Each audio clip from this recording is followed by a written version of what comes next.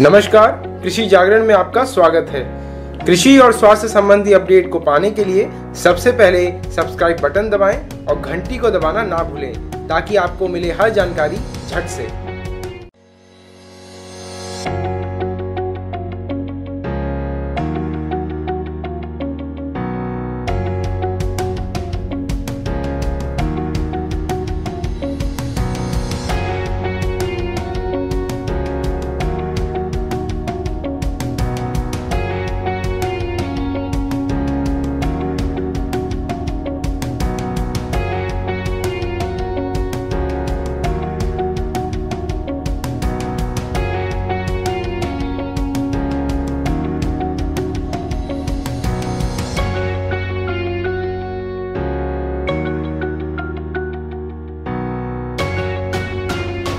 ये आज का जो प्रोग्राम था, ये गाजर की जड़ और बीज कैसे बनाना, इसकी तकनीकी जानकारी किसान भाइयों को देना था। तो वर्ल्ड वेज के सहयोग से और USDA United State Department of Agriculture, इन दोनों संस्था के सहयोग से सोमानी सीड ने ये प्रोग्राम यहाँ पर ऑर्गेनाइज़ किया था। हम लोग ये सोच कर के यहाँ पर जो जानकारी दी है कि किसान भाई लोग खुद अपना बीज बना करके, अच्छे तरीके से उन्नत बीज बना करके आगे अपने खुद अगर बेचना है या खुद के खेत पर इस्तेमाल करना है तो उसके बारे में उनको अच्छे से अच्छी तकनीकी ज्ञात हो और वो खुद का बीज खुद बना सके। किसान भाई लोग आज भी बीज बना रहे हैं, लेकिन उस बीज बनाने में और जो हम लोगों ने समझो साइंटिफिक तरीके बताए हैं हमारे साइंटिस्ट लोगों ने, इसमें थोड़ा अंतर है। इससे जो उन्नत किस्म के जो बीज बनेंगे उससे हर किसान को फ़ायदा होगा। हमारी जो R&D की टीम है वो ये कोशिश करती है कि किसान भाइयों को किस तरह से फ़ायदा पहुंचाया जाए। कोई क्रॉप को क्या होता है कि जैसे अभी किसी क्रॉप को लगाने से 100 दिन में अगर क्रॉप आता है तो हमारी कोशिश ये रहेगी कि भाई अगर वो क्रॉप किसान भाई अगर 75 दिन में ले सके तो वो बाज़ार में अगर पहले आएगा तो उनको थोड़ा ज़्यादा फ़ायदा मिलेगा। तो इस तरीके से, और अपना जैसे कोई ड्राउट रेजिस्टेंट है, किसी चीज़ की ज़्यादा डिसीज़ आ रहे हैं, रोग आ रहे हैं, तो रोग को मतलब बाधा न पड़ने वाली जो वैरायटी रहती है हम लोग वो डेवलप करते हैं, हमारे रिसर्च वाले वो डेवलप करते हैं। ये जो प्रोग्राम था हमारा, ये वर्ल्ड वेज और USDA के संयोजन से हुआ है।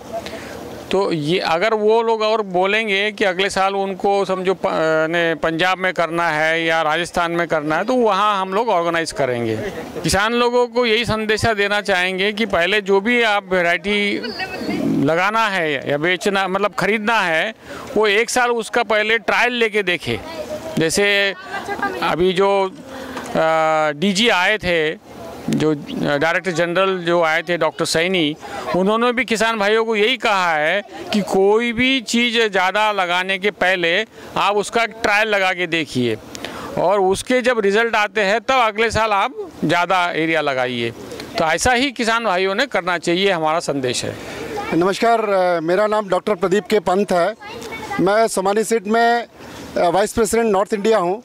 मेरा प्रयास है सोमानी सीड के साथ में जो हमारी सीड की वैरायटीज़ हैं उनको जन जन तक पहुंचाना, उनको किसान भाई तक पहुंचाना और किसान भाइयों से मिल करके उनके जो वैरायटी वो लगा रहे हैं, अभी तक जो अलग अलग कंपनियों के लगा रहे हैं, उनमें क्या खासियत है, उनमें और किस तरह की वो बीज की मांग करते हैं, किस तरह की बीज की चाह वो रखते हैं, वो सारी बातों को समझ करके अपने मैनेजमेंट तक बताना और उन मैनेजमेंट से फिर यहाँ के जो रिक्वायरमेंट के हिसाब से जो बीज बन सकती है वो आप तक पहुँचाना, यही हमारा प्रयास रहता है। उसके लिए भी हम लोग क्या करते हैं कि हर एक डिस्ट्रिक्ट्स में अलग अलग हमारे डिस्ट्रीब्यूटर्स बने हुए हैं। एक डिस्ट्रीब्यूटर डीलर नेटवर्क के थ्रू हम लोग अपने बीज की सप्लाई करते हैं, क्योंकि हम डायरेक्टली अगर कोई बीज की सप्लाई करेंगे, जैसा बहुत सारे किसान भाई कहते हैं कि बीज तो हम ले लेते हैं, लेकिन बीज को बेचने के बाद में उसमें जो प्रॉब्लम आती है या उस बीज में उनको कोई जानकारी चाहिए होती है तो उसको देने वाला कोई नहीं होता है। तो सोमानी सीड्स का जो भरोसा है कि अब किसान के साथ मिलकर काम करेंगे और किसान के सामने में जाके काम करेंगे। तो डीलर नेटवर्क हमने बना रखा है, रिटेलर नेटवर्क हमने बना रखा है, उनके थ्रू हम बीज तो बेचते हैं, लेकिन हम कोशिश करते हैं कि हमारा जो इस क्षेत्र का कार्यकर्ता होगा वो डायरेक्टली किसान तक मिलेगा और किसान को जो भी प्रॉब्लम्स आ रही हैं हमारे सीड से रिलेटेड वो अब उसका सॉल्यूशन देगा, उसका निराकरण बताएगा, जिससे कि उसको बेहतरीन उत्पाद मिल सके और उसको उसका रिटर्न भी मिल सके। जो भी पैसा वो इन्वेस्ट, क्योंकि किसान बीज खरीदता है तो बीज उसके लिए तो एक इन्वेस्टमेंट है, अगर उसको रिटर्न नहीं मिलेगा तो उसकी सारी की सारी जमा पूंजी खत्म हो जाएगी। तो किसान के लिए बीज और बीज से उत्पन्न होने वाले उत्पाद बहुत ही महत्वपूर्ण होते हैं और हर एक क्षेत्र में उसके हार्वेस्ट और मार्केट होने तक जो दिक्कतें आती हैं, जो तकलीफें आती हैं, उसके लिए भी हम लोग खड़े रहते हैं और कोशिश करते हैं कि उसका एक निराकरण हो जाए। ये प्रोग्राम जैसा कि अभी हमारे मैनेजिंग डायरेक्टर साहब ने बताया था कि वर्ल्ड वेजिटेबल सेंटर और USDA के सौजन्य से हुआ था।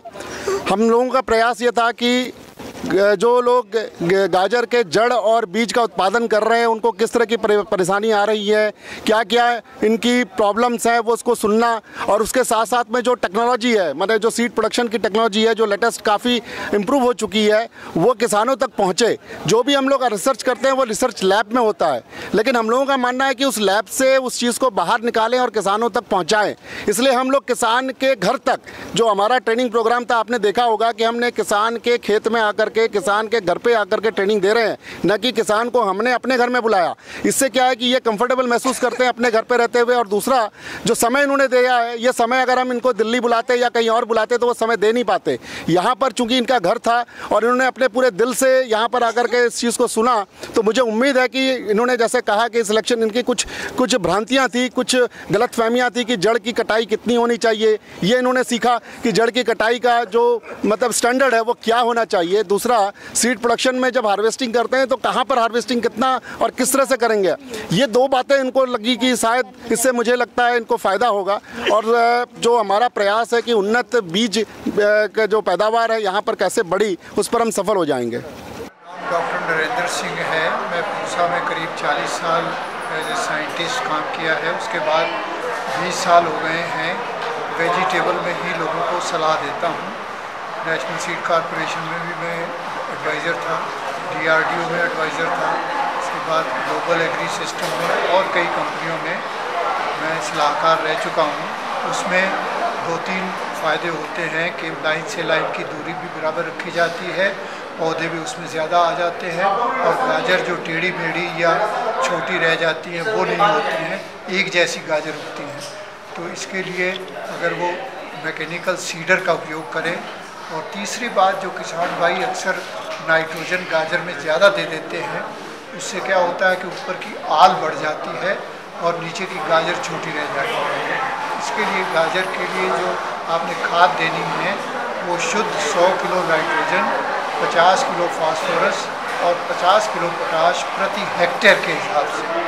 अगर आप एकड़ का हिसाब लगाएं तो ये समझिए कि 40 किलो नाइट्रोजन से ज़्यादा देने की ज़रूरत नहीं है। नाइट्रोजन को 3 हिस्सों में दें, आधा हिस्सा जो जुताई आखिरी जुताई में दे दें और बाकी 25% 35 दिन के बाद और दूसरा 25% 50 दिन के बाद मिट्टी चढ़ाते वक्त दें।